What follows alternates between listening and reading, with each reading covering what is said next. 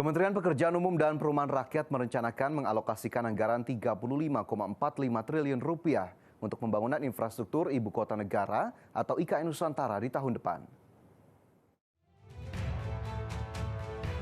Menteri PUPR Basuki Hadi Mulyono menegaskan bahwa pembangunan infrastruktur IKN Nusantara terus dikebut hingga tahun depan. Bahkan di tahun 2024, Kementerian PUPR telah mengalokasikan anggaran sebesar Rp35,45 triliun untuk pembangunan infrastruktur IKN.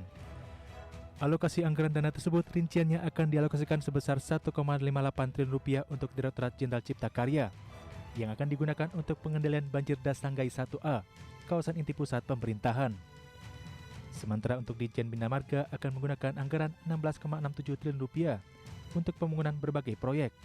Di antaranya pembangunan Jalan Sumbu Kebangsaan sisi Barat dan sisi Timur, jalan feeder distrik di IKN, sejumlah jalan tol serta pembangunan bandara VVIP di sisi landasan udara.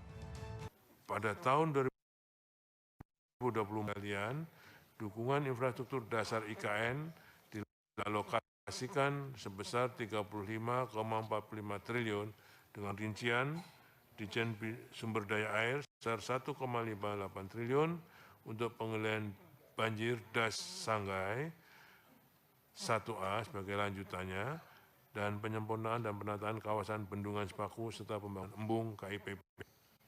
Ditjen Bina Marga sebesar Rp16,67 triliun, antara lain untuk pembangunan jalan sumbu kebangsaan sisi barat dan timur, jalan feeder distrik di kawasan IKN, jalan tol seksi 3A, 3B, 5A, 5B, 6A, 6B, dan 6C, seksi 1, serta bandara di sisi landasannya.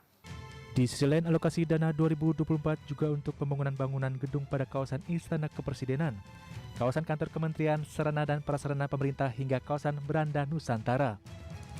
Sementara untuk perumahan mendapat alokasi dana Rp5,76 triliun untuk lanjutan pembangunan rumah tapak menteri serta lanjutan pembangunan rumah susun aparatur sipil negara atau ASN. Dari Jakarta, Tim Liputan IDX Channel.